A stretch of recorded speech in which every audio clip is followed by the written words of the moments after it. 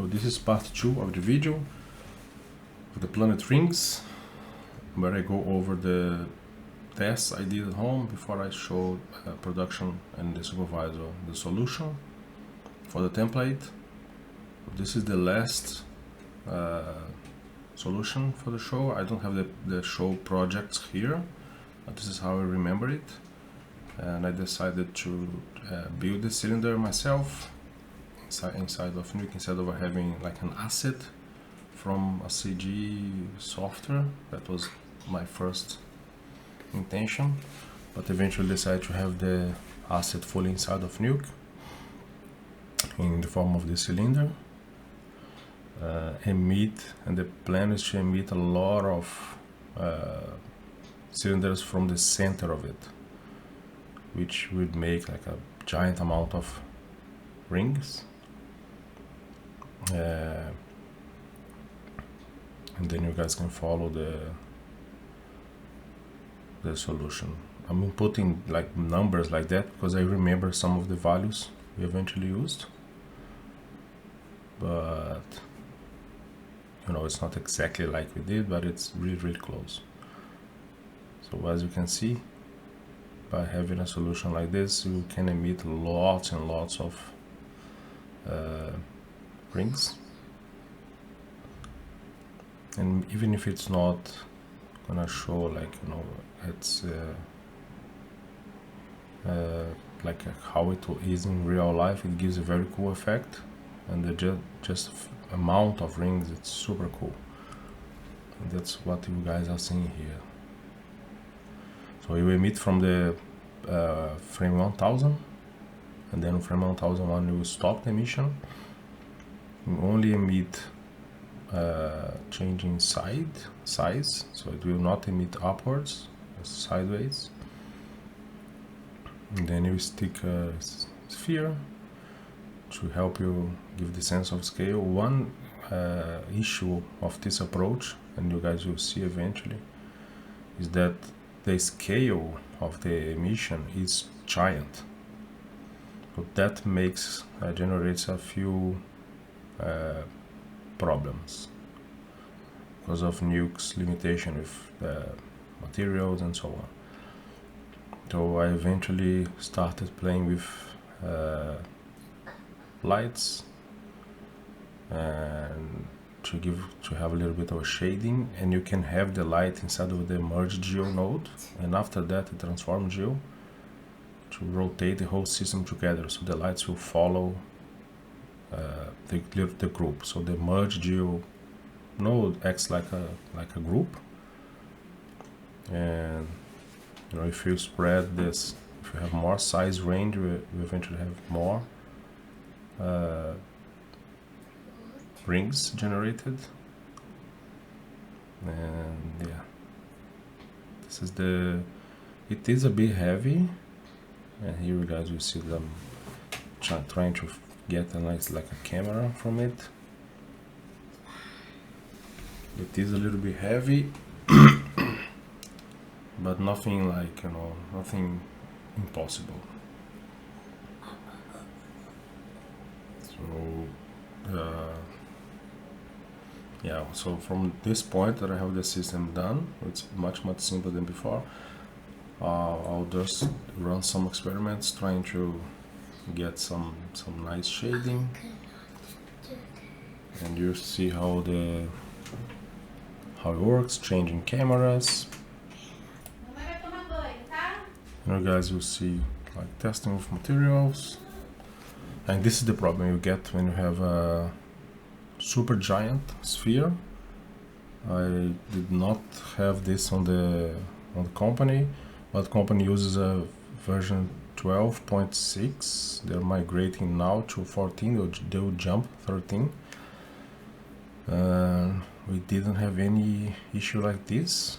So this is me trying to troubleshoot what's happening with the material, which is super strange. It's not in the alpha. I don't know what's happening. This happens when you experiment with stuff. Yeah, see, I have no idea why this is happening like this.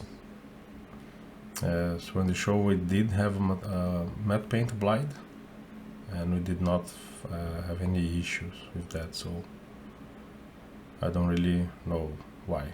But anyways, I tried to use using a constant, and as you can see, if you keep the light inside of the mergeo group, and here I run through a lot of experiments.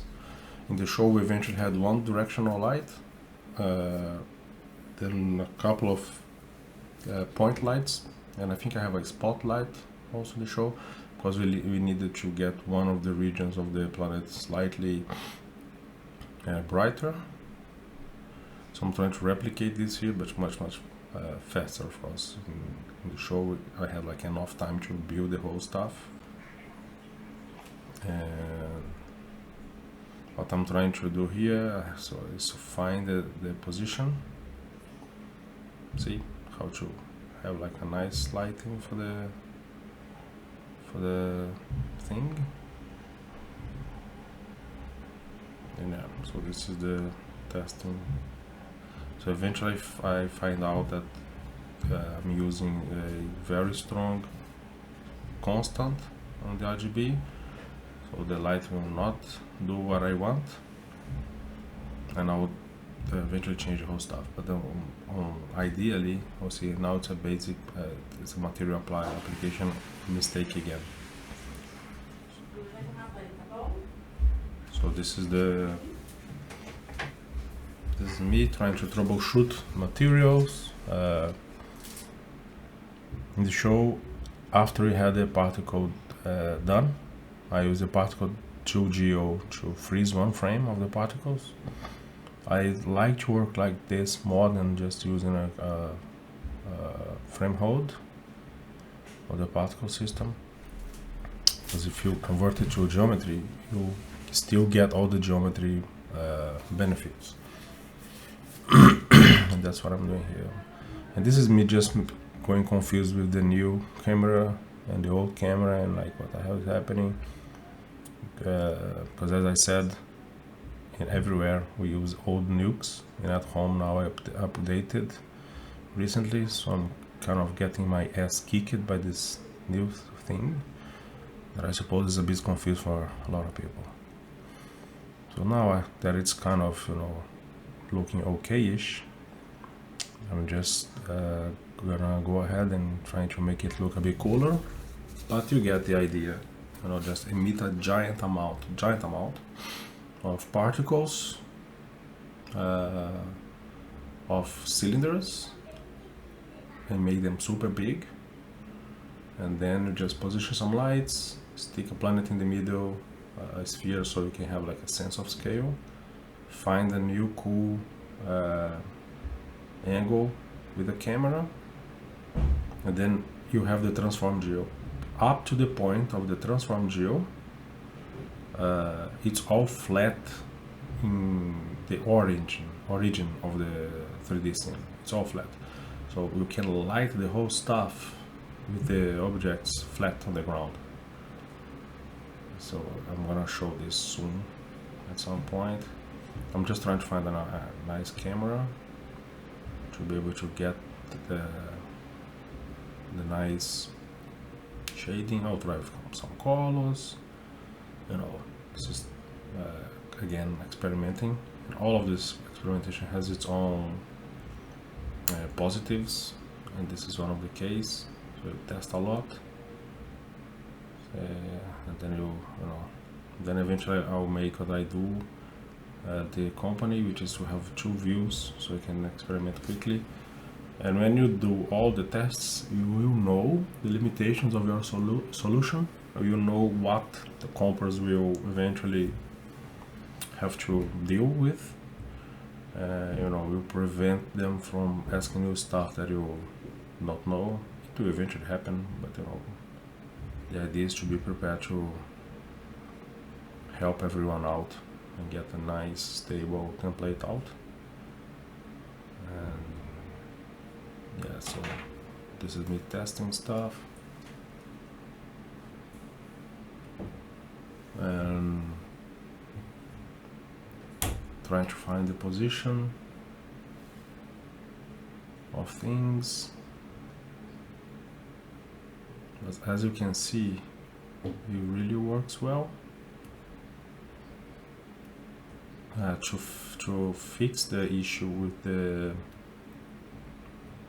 resolution, because you do have a giant amount of things, so I just decrease a little bit of particles here, so it's just faster to render. But it's almost there. So now I'm gonna go ahead and build like a group of lights.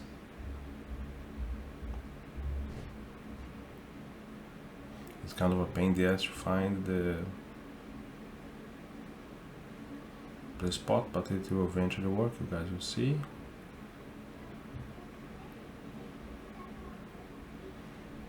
So trying to find the light, you'll see there's the light, and then you can really paint with the light and, you know, build a nice looking rim light, fill light, and all that stuff.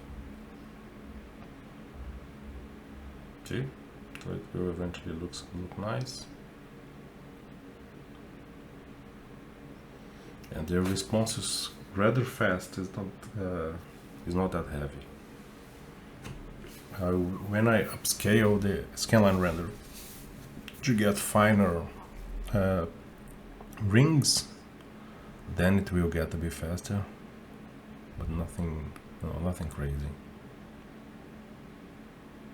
Yeah, so see, that's the goal. And this is obviously to use on a background. In this case, it was the space, was the background.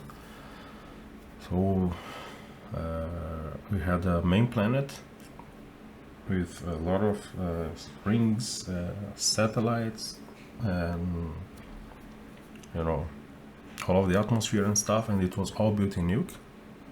And we had also planets for the background, like, you know, in a matte paint style. So behind the characters, far behind, and this was used for both situations, this kind of solution. So for the planets with that was like close to the camera, this solution also works if you render out the rays, the rings with lots of resolution. I did a lot of another particle system that was satellites orbiting this sphere. So you just pull the branch to the side, build it, and then you hold out the sphere itself, so the satellites will not go inside them. That also was cool. This whole stuff holds up really well. So this is how I usually do the setup of this kind of stuff. I have one view updating, and the other one you just, you know, find the position of light, and then you change it, and, you know, basically painting the look of the light stuff. It can get a bit frustrating in Nuke sometimes to get the lights to do what you want, but it's not impossible, not at all. Yeah, see, and it's starting to look good. With a few more tests, it will look much nicer. Yeah, so I'm making this a bit faster because, you know, this is more like me moving lights and trying to find the look of it. When I reach the point that I am happy on how it looks, I will slow down the video a bit and show how I made it look like it's a background something. But I think eventually I used 3 lights on this case. Should be able to have those different things on the ring. This is just me like experimenting, basically testing how it looks. It always helps to have a reference, so I don't spend so much time moving stuff around. But in this case, because I did this for the show, I had a pretty clear image in my head of how I wanted it to look. So even having that, it took me way too much time. So yeah, but also wanted to have something looking cool for the channel. And that's, yeah, so that's the second light, and then eventually, see, so we rotate the whole group. Then I'll start using like point lights first.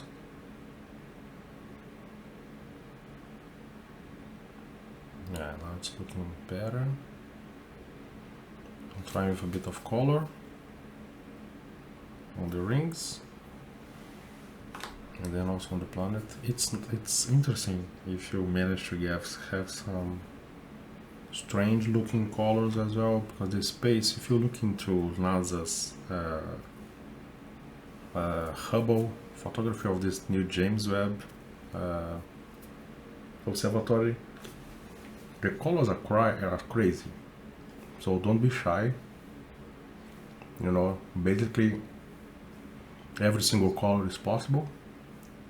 So this looks like all possible craziness in this in space are 100% okay and possible and viable. So you can go ahead and do all kinds of craziness. So this is me just rendering that region a little bit to get the look of the ring.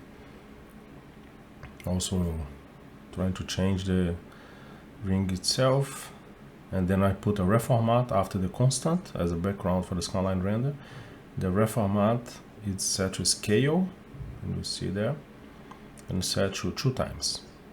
So it will force the skyline render to render the image 2 times bigger, which will give me all the detail that I need. And then I put a new reformat to 0.5, so it will scale back down to original HD, which is in this Nuke test. But by doing this, you get all the definition you need, because if you have like, the next step here, I'm gonna build these little satellites hovering around the planet, and they're tiny, tiny, tiny. If you render them in a normal skyline render resolution, it will not render half of them. So if you bump the scale 2 times, it will get all of the resolution you need, and then you just reformat it down again. So this is just me playing with a PMAT to get the shading working. At the office I also use a different PMAT, so, and at my home computer it's obviously not, I don't have as many stuff as I have at the office to work. That's why sometimes I use a node like this at home that I'm not very familiar. I just downloaded this one to help out with the exercise, but you use the PMAT to get region, like to get a mask in a region that you want, and that mask is a position based mask, so it will follow the position. No, it doesn't matter if you change the camera or not. So this is perfect to use only that as masks or grading or whatever, for multiplying stuff, for stenciling stuff. Because if you move this shot to compass and they change camera, your effect will still be in the right place. All the grading, all the stuff you did will still be in the right place. So this is me just producing the masks I need to grade the stuff, which is to produce a mask of the ring itself, and then deep comp it, deep hold out it, so you know, and transform geos are all connected. See the transform geo in this case as a group, they're all connected. So it means that if I make a change on the position, if the supervisor asks for a change to position, all of them will follow. So none of the PMS will be broken. Yeah. So that's why I have the branches on the side to give me masks of for things that I want to do. And this is just me building the space with a few glints, and then comping the planet on top of that, adding some cool lens distortion guy. I use this one for spin, from spin, it's nice. It's not as heavy. and gives a like a nice photographic look. And when the planet scales down the corner, is that this is me changing or hiding, disabling the reformat on the scanline render, so it goes back to small resolution, just to have like a quick result. But see how quickly you can get something looking pretty cool for the background, and then you can add whatever crazy effect you want to make it look even nicer. And that's it. I hope you guys liked. I want to follow along this. This shows that we can build a lot of cool stuff inside of Nuke without having to go back to CG department. And this is me building this stuff in literally like 1 hour, rebuilding it at home. So you can imagine how much you can build if you have the time at the office, you know, at the company. So that's the idea of this series, is to show that you can really build complex stuff using Nuke's geometries and Nuke's 3D system, and you can migrate it between shots. If you have cameras for other shots, things will fall in the right place. You may need to, you know, transform a little bit to match the other shot if you don't have the cameras, but you can always have a reference. This is like a proof of concept of something I had to deliver a few months ago. So I did some tests at home. So recapping, I did some tests at home. I saw it was possible, and then I showed the solution at the office. So supervisor liked, and then I got a lot of time to polish it, make it look nice. So I didn't use the rings like this only. I mixed these rings with the previous video, which is the particle rings, because this one is too static. So we wanted to have a little bit of movement and life, so a little bit of a dusty feel. So I mixed that particle system from the previous video with this one on top of the other one, and if they are all inside of the same transform geo node, they all move together. And that was basically what the solution. Then I added some satellites to fly around, and I'm gonna make them for the next video because it's also cool. It's like a cool application of the particle system also, to build this kind of environmental things. And this was originally a matte paint task that we managed to use the matte painter to build the texture of the planet and to give us some nebulas. So we projected some galaxies and stuff on the background, but the whole environment was built in Nuke. So then that's why I think this is worth for people to have a look.